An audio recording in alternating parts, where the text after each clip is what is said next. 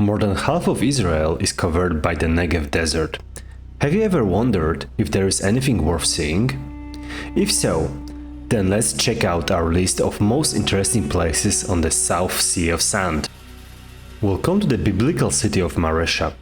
Creation dates back to the time between 10th and 6th century before current era, during the existence of the first Jewish temple. It survived multiple ownership changes, but it was eventually destroyed in 40 before current era by the Parthians from the ancient Iran. Today, we can see remains of multiple caves used for different purposes. We are starting with a place called Polish Cave. Name comes from soldiers of General Ander's army visiting the cave during the Second World War and who carved into the stone in the middle of its inscription Warsaw, Poland, with date 1943 when it happened and Polish coat of arms eagle.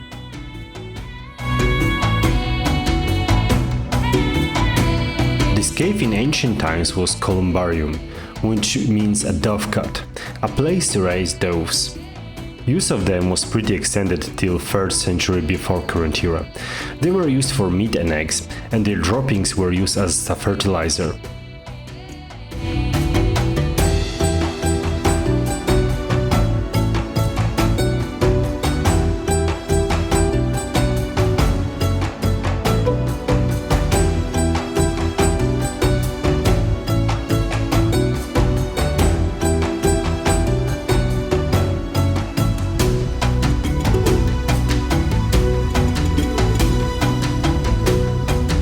Sidonian caves were used in the Hellenistic period as burial caves.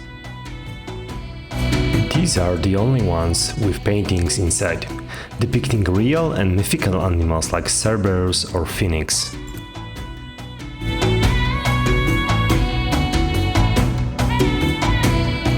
Bell caves. These huge caves were dug as quarries for chalk, a building material. They were operational somewhere between the 3rd and the 10th century. They were carved from the top to the bottom, leaving today caves up to 30 meters in height.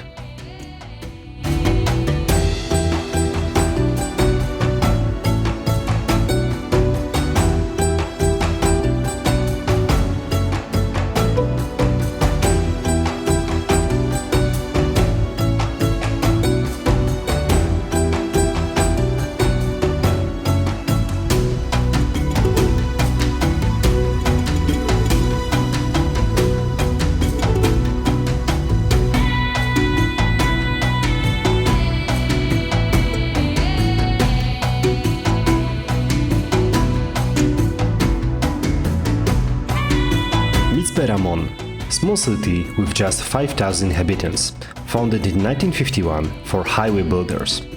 But we are here not to see the city, but Miztpe Ramon, a Ramon crater, which in reality is not even a crater. What we see is a 500-meter deep, 40 kilometers long wall created by 5 million years of erosion from a river that today is just a Ramon stream. Magnificent view, as long as you are not afraid of heights.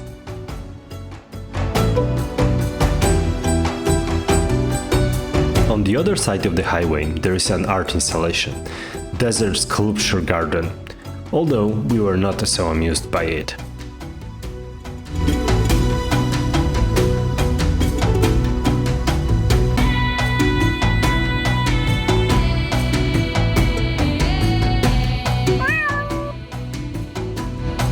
In front of us, 120-kilometer drive through the desert, of which nearly 100 without any settlement or even building, so no gas stations.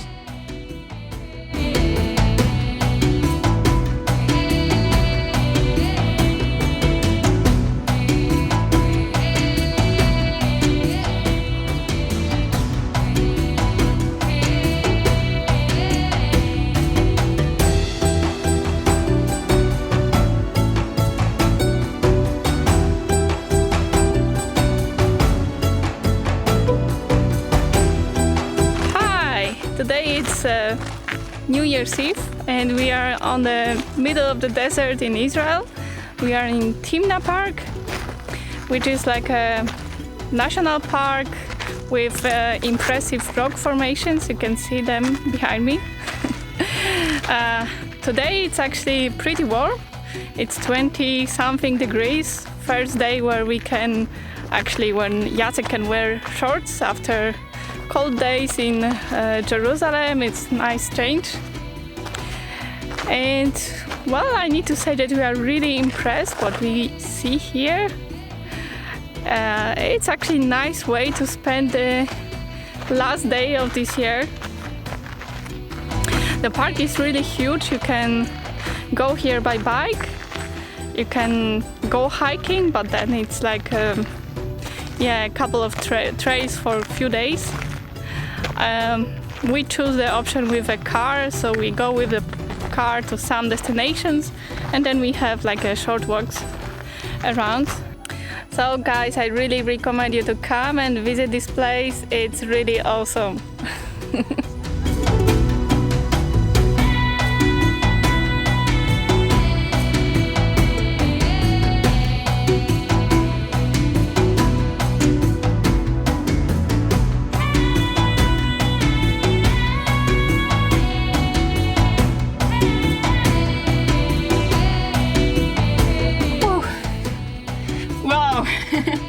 Look at that! I'm inside one of the oldest mines in the world. People used to dig copper here 4,500 years before current era. Imagine that. This place is made out of limestone. It's really claustrophobic. I'm a pretty small person, and that's the bigger part of this tunnel. So imagine how tough this job was, especially that it's in the middle of the desert. So now it's winter here, it's pretty nice and chill, but during the summer I cannot imagine how tough this job was. One thing that is worth mentioning is that the copper lies on the ground here everywhere. It's very easy to spot it. Well, I mean, of course not through the lenses, but you can easily pick it up, and it's literally everywhere. You can see small green dots of the copper ore.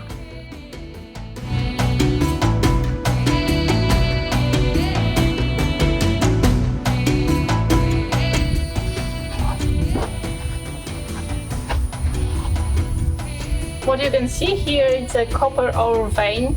So once the miners would found it, they would dig the tunnels along it using the stone tools.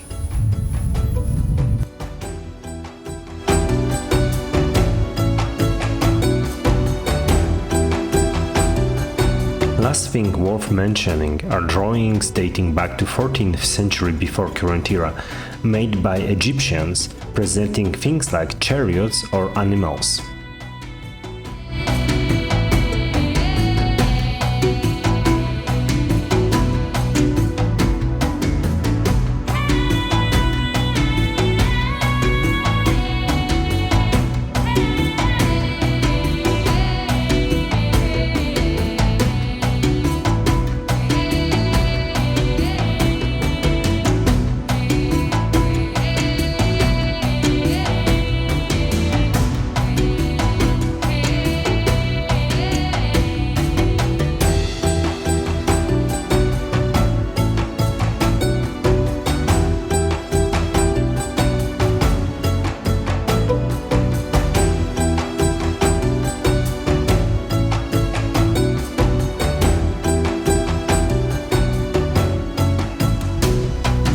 Just 30 minutes by car from Eilat, we reached parking, from which after another 10 minutes on foot we got to Red Canyon.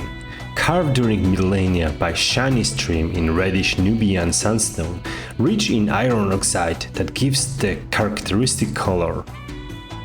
The internet suggests that a path around 700 meters is great for families.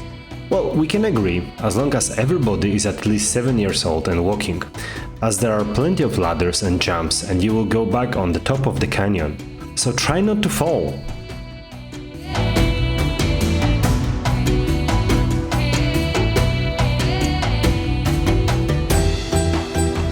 Eilat is Israel's southernmost city and a busy port located at the Red Sea. It's also a popular resort and holiday destination for local and international tourists. We like the view from the beach towards Jordan, with massive mountains in the background. But besides that, not much caught our attention. We prefer less crowded places to relax.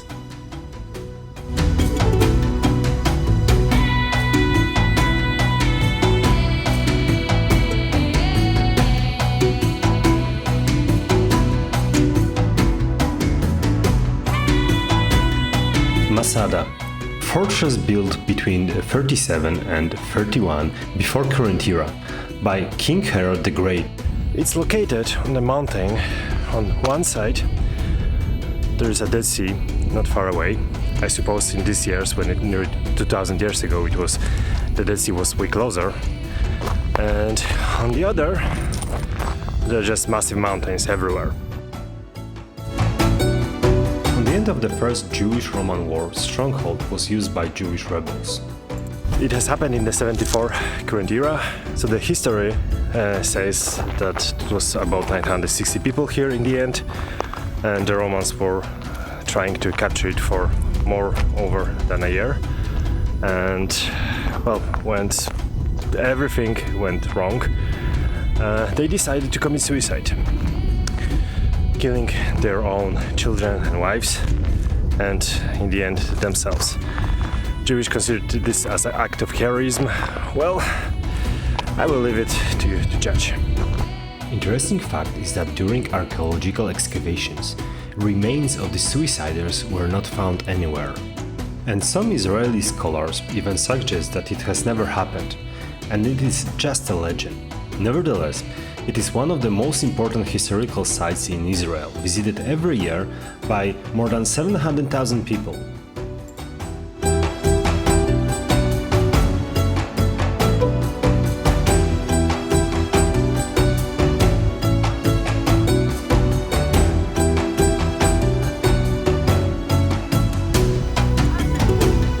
Look at that! Herod had palace with a great view. North from Masada, we reach Ein Gedi. Behind me, there is a Dead Sea, the lowest point in the world. Unfortunately, we cannot go there. The beach and the whole path to it is closed due to the sinkholes that are appearing here from time to time. There is even one visible here. This is the old road. Right now it's fully closed. Everywhere there is information that it's dangerous to go there. Dead Sea water level has fallen down in recent years, as it shrunk by a third, and rain in sweet water is reaching depth where underground salt is, dissolving it and making empty spaces beneath the ground that in the end are creating these sinkholes.